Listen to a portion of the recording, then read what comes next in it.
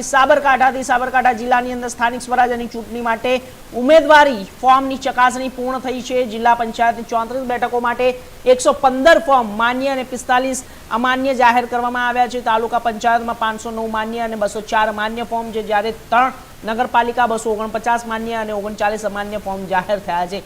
હવે નામ પરત ખેંચવાની પ્રક્રિયા બાદ અંતિમ ઉમેદવારોની યાદી બહાર પડશે।